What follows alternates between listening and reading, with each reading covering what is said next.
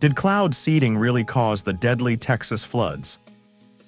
The recent deadly floods in Texas have social media swirling with conspiracy theories about the flooding and if it could have been caused by weather engineering, also known as cloud seeding. We hope this short video will help sort out some of those theories. First, let's discuss what weather engineering and cloud seeding really are and what it can and cannot do. Cloud seeding is not a new concept. In 1947, Project Cirrus was introduced as the first cloud seeding experiment that was implemented on a tropical cyclone. A modified B-17 bomber dropped dry ice into Hurricane 9, also known as the Cape Sable Hurricane, in an attempt to modify the hurricane's impact. Project Cirrus was a collaboration between the Naval Research Laboratory, the Army Signal Corps, and General Electric, and was aimed at studying weather modification through cloud seeding.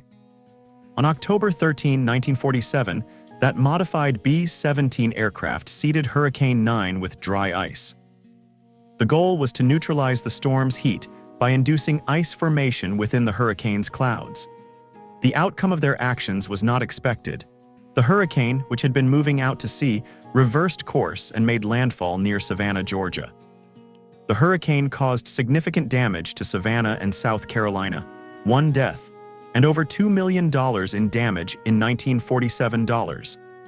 While subsequent analysis showed the storm's change in direction may have been due to natural processes, the public blamed the seeding experiment. It is well documented that Texas has been cloud seeding since the 1950s.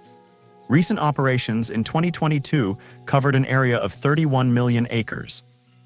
Officials and experts have attested that weather modification efforts are incapable of controlling or causing severe events like hurricanes or large-scale floods, with the National Oceanic and Atmospheric Administration dispelling claims about the government's secret effort to control the weather. But some people continue to bring up the failure of the 1947 Cirrus project and say, if it happened then, maybe it happened again. In recent years, many people have asked the question, how does cloud seeding work?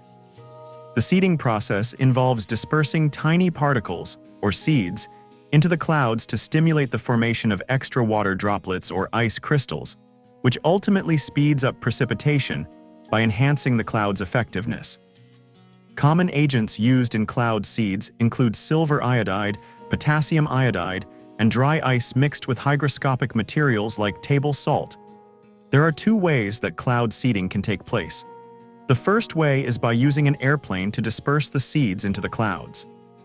Silver iodide flares are situated on 2 places on the aircraft. Burn-in-place flares are mounted on the wing of the aircraft. The flares are released directly into the clouds when the aircraft flight path is directly within the storm clouds.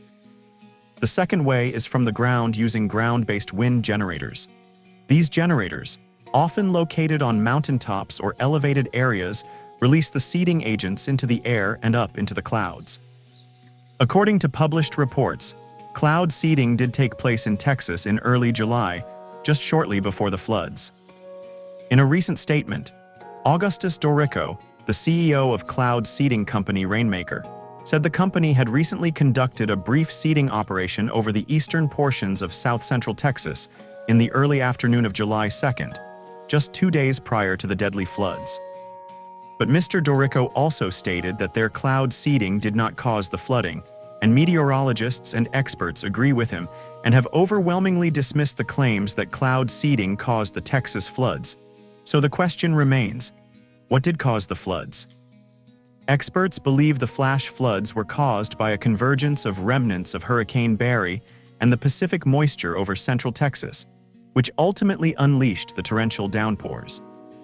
The National Weather Service did issue a flash flood watch and warning ahead of the storms, but the local communities and camps failed to get the alerts in time or were overwhelmed by the intensity of the floods. Emergency officials have admitted they were caught off guard by how quickly the rivers rose.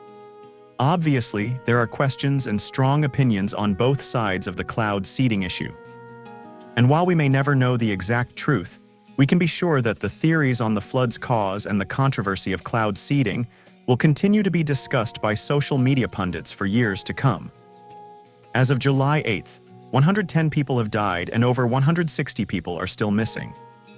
All we can do now is to pray for the families who have lost their loved ones, and take comfort in knowing that those who died are now in the arms and comfort of Jesus.